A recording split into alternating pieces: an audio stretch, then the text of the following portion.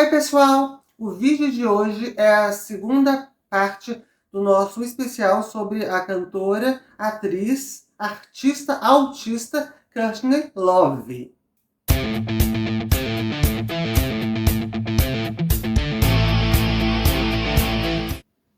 E, assim, esse é um projeto, quase uma superprodução, né, gente? Junto à revista Autismo, do Mundo Autista. Nós estamos, né, mamãe, muito felizes, muito empolgadas em poder trazer sobre uma perspectiva neurodivergente e o mais fiel possível aos fatos a história dessa grande artista que, para muitos, ficou rotulada até como a esposa ou a viúva do Kurt Cobain. E eu, inclusive, super recomendo que vocês assistam o primeiro vídeo dessa série de vídeos que traz dados e reflexões sobre a infância e a adolescência da Courtney Love, assim como os textos que estão disponíveis no site da revista Autismo e na própria versão impressa da revista Autismo. E, nesse sentido, retomando então do último vídeo, a gente abordou a questão da infância, da adolescência da Courtney, a relação dela na escola, com os pais, as primeiras composições, e algo que eu queria começar falando nesse vídeo é que, depois dessa infância tão complicada e tão delicada como uma criança autista, a Courtney foi, já na adolescência, enviada a um reformatório, porque ela havia sido detida por furto lá nos Estados Unidos. E, assim, ela tinha um... Lá no reformatório, ela foi apresentada pelos colegas a bandas de rock femininas, como The Runaways, The Pretenders, e foi lá, inclusive, que ela aprendeu... Falar que foi apresentada, parece que estavam todas as bandas presas lá, né?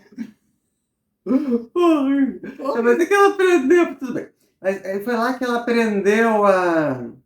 E foi lá que ela aprendeu que poderia criar algo com o hiperfoco dela que contrariasse a ideia normativa de mundo engessada, que ela não gostava dos neurotípicos, que não fosse criminoso, mas fosse sim subversivo, de um jeito artístico, de um jeito que convidasse as pessoas a refletirem, mas sem incorrerem em crimes, em coisas ilegais para isso. Isso é muito bacana porque mostra que o hiperfoco da pessoa autista tem um poder enorme, né? Tanto para o bem quanto para o mal, precisa ser direcionado sempre, eu sempre defendi isso, para algo prazeroso e produtivo.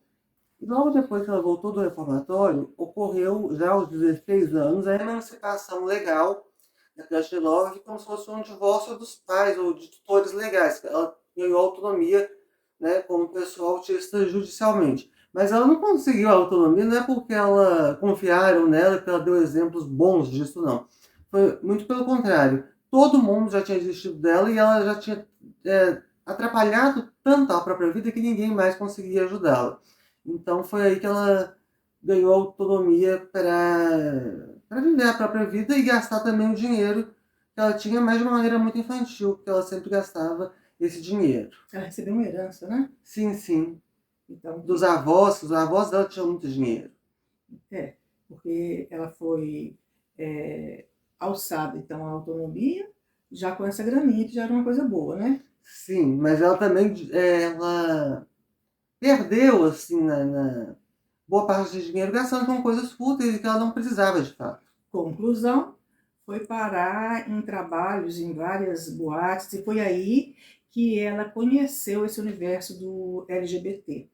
E com essas pessoas, né, drag queens e afins, ela aprendeu uma tática que ia ajudá-la para o resto da vida, que é o masking, de como você lida com as outras pessoas, mascarando a sua falta de jeito, aquela sua falta de filtro social. E trabalhando numa boate, ela tinha que lidar com as pessoas e ela foi exercitando isso. Foi copiando, né, os jeitos das pessoas mais extrovertidas de lá, que antes ela era muito tímida. Ela foi observando o que dava certo e o que não dava certo. E foi nessa época também que ela conseguiu participar de várias bandas, porém tudo com duração pequena. Elas acabaram muito em função da personalidade explosiva, conflitos internos, essas coisas que a gente já tá careca de conhecer, né, mamãe? Abafucar. E aí ela participou da banda Faith No More.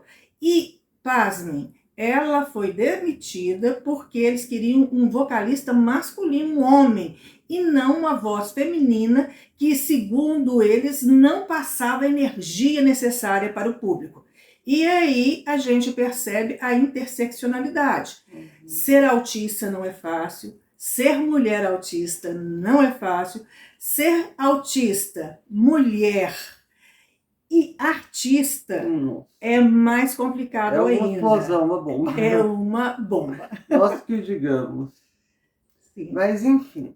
Aí, depois dessa série, desse acúmulo, né, de tentativas mal sucedidas de empreender como artista e como cantora, compositora, ela pensou assim, tá, agora eu não quero mais seguir nesse caminho, porque eu tô vendo que eu não vou conseguir nesse momento esse sucesso que eu tô querendo, vou tentar ser atriz, porque ela sempre teve um sonho muito grande de atuar e sempre alimentou o desejo dela pela fama. Ela, por exemplo, tem uma frase, a Love, que ela cita que a ambição dela é indestrutível, mas que o comportamento dela, ela mesma reconhece, pode ser autodestrutivo em vários momentos. Então, mas ela mesmo assim canalizou toda essa energia que eles falaram que ela não tinha, mas que sim, de uma maneira ela tinha. Aliás, ela super tem. Super tem. Ela foi, ainda tem até hoje, né, aos 61 anos, 60 anos. 60. E aí ela foi procurar um trabalho na indústria dos cinemas em Hollywood. E lá ela conheceu o diretor Alex Cox em um teste para o filme Sid Nancy, que é um clássico cult dos anos 80, inclusive. Nós vimos esse teste da Courtney Love e é muito interessante, porque ela tá olhando para todo lugar, menos para a câmera, enquanto isso ela tá olhando assim e fala assim, vocês podem criar a maior artista dessa geração, eu. E era uma menina tão egocêntrica, no sentido de tão cheia de si, tão autoconfiante e talvez até arrogante, e que não tinha muito como bancar essa autoridade toda que ela se colocava e que ela sonhava em ser, que o diretor falou assim, o Alex Cox, essa menina tem potencial, gosto de gente com força e energia, ela tem as duas coisas. Vou contratá-la para esse filme, não como papel principal, que era o teste inicial dela, mas para um papel coadjuvante que fez muito sucesso. E levou então o Alex Cox a convidá-la para o filme seguinte dele, que chama A Caminho para o Inferno. Esse título, infelizmente, para a Kushner, foi até usado como brincadeira dos críticos da época. O filme fracassou, né? Infelizmente, A Caminho para o Inferno. Que não deixa de ser bullying, né? Não deixa de ser um tipo de bullying, mas enfim.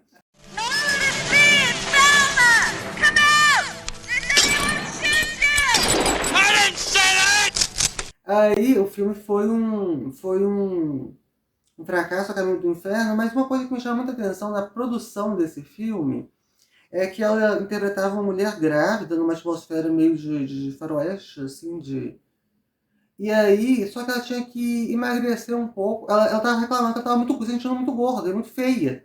Porque interpretava uma mulher grávida, lógico que ela tava com maquiagem que a deixava mais gordinha, né? E aí eles deram um jeito pra ela parar de incomodar, porque autista, você sabe, né, gente? Quando começa a falar, fala. Então, assim, para ela deixar de incomodar nesse ponto, eles colocaram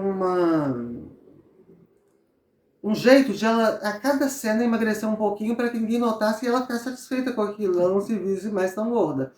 E assim foi, o filme infelizmente não foi bem nas bilheterias, nem tampouco nas críticas, mas meio que a gente sabe depois, né, que já abordar a parte 3 desse especial, ela se tornou uma atriz de grande sucesso, mas antes, nessa época, parecia que tinha morrido a carreira dela. Então, o que aconteceu com Kushner? Boa, fez suas trouxinhas, limitou a vida dela a compor e fazer striptease no Alasca. Sim, aí a gente já estava no final dos anos 80 e ela foi o jeito que ela arrumou de ganhar dinheiro, de defender o dela fazendo striptease no Alasca. E aí, né, porque é estranho a gente pensar curioso, isso, né? Assim, tipo, pessoa... Eu morro de frio só de pensar. Exatamente. Mas, enfim, ficou lá. E em 88, ela conhece o budismo da Soka Gakkai. E ela se converte, em 88 ainda não era da Soka Gakkai, veio a ser posteriormente, e ela se converte ao budismo e retoma o sonho dela, coloca anúncios no jornal, procura e forma então a banda Hole. Em 89. Em 89. E é aí que ela alcança o seu primeiro $1 milhão, podendo deixar para trás a sua vida de stripper no Alasca. Isso mesmo. E para quem quer saber como que continua essa história fascinante, a gente tem no mês que vem mais um vídeo desse nosso especial Kushner Love. Obrigada, mamãe. Obrigada, pessoal. Beijinho. Tchau, tchau.